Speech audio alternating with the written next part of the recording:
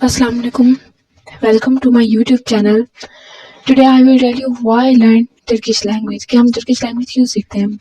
Learn moderate Turkish and you will be able to communicate with.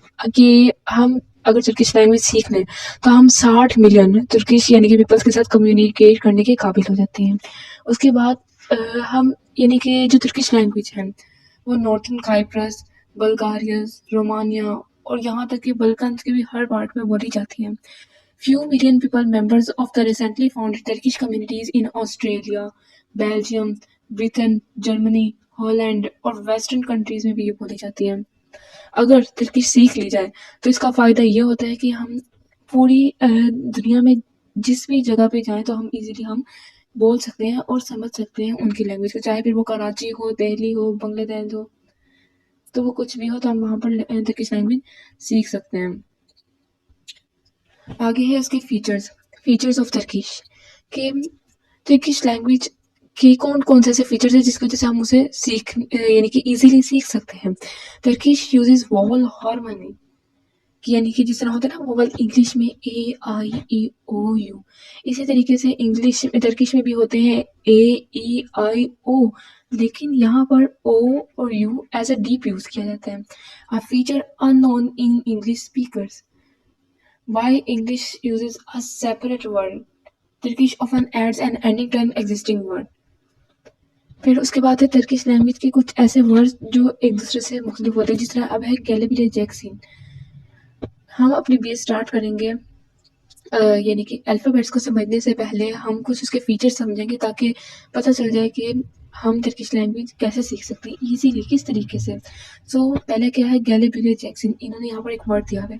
अब गैल come able to able with एजैक will सीन you.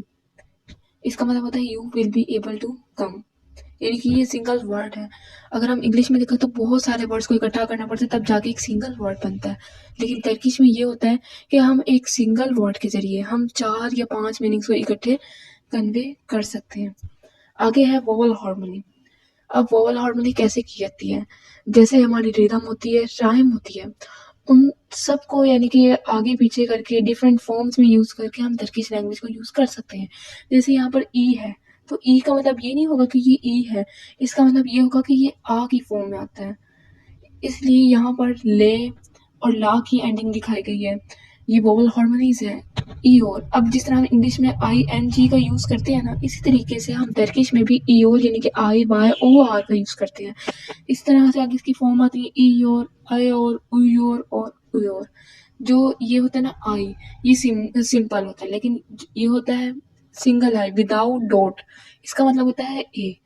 और you एक तो सिंपल यू होता है, लेकिन अगर हम यू को डीपली यूज करें तो उसके ऊपर हम 2 डॉट्स का यूज कर सकते हैं.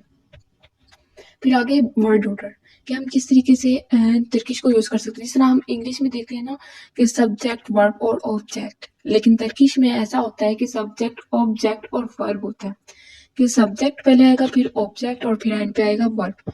यानी कि जिस तरह लिखा हुआ है literally the women the book read. English में देखें तो the women read the book, but in Turkish you can say खदन किताब ओखुदो. हम आगे बहुत आसानी से सीखेंगे, लेकिन फिलहाल यहाँ पर सिर्फ ग्रामर के रूल्स की बात हो रही है, वर्ड की ऑर्डर की बात हो रही है. सब्जेक्ट ऑब्जेक्ट और वर्ब. अगला है वोकेबलरी बिल्डिंग. वोकेबलरी किस तरीके से बिल्ड की जाती है. जिस तरह यहाँ पर लिखा हुआ है गज़ेटें, न्यूज़पेपर. अब न्यूज़पेपर क्या होता है, जिस तरह जो हम आम रूटीन में अखबारें वगैरह यूज़ करते हैं, लेकिन अगर मैं यहाँ पर इसके सामने सी, अब ये सी नहीं है, ये इसका मतलब होता है जे. ये जो सी है इसका मतलब होता है जे, ठीक है. अब यहाँ पर अगर तुर्किश वर्ड में जहाँ पर भी ये सी आएगा ना वहाँ पर हम करेंगे कि ये जे है, फिर गज़ेते जी बन जाएगा ये. इसका मतलब क्या होता है जर्नलिस्ट, यानी कि सिर्फ एक जे और आई के वर्ड से इसका पूरा मतलब चेंज हो गया. फिर आगे बात होती है एस की. एस की ओल्ड, ओल्ड है, और एस की जी, इसका मतलब क्या होता है rag and the bone man, ठीक है. यानी कि ये सीखना बहुत ही ज़्यादा इजी है. अब इन्होंने यहाँ पर एक क्वेश्चन दिया है, a question to you. If डेनिस मीन्स सी, यानी कि समंदर, अगर वो कहता है कि इसका मतलब समंदर है, what's the Turkish word for share. एक वर्ड चेंज होने से इसका मतलब ही चेंज हो गया। इसी तरीके से अगर ये वर्ड है, तो इसके एंड पे क्या वर्ड आएगा कि इसका पूरा का पूरा मतलब ही तब्दील हो जाएगा। सो प्लीज़ इसे कमेंट सेक्शन में ज़रूर बताइएगा और इस पूरे 100 डेज़ कोर्स के लिए मेरे यूट्यूब चैनल को सब्सक्राइब करें। ओके, अल्लाह हाफ़िज़।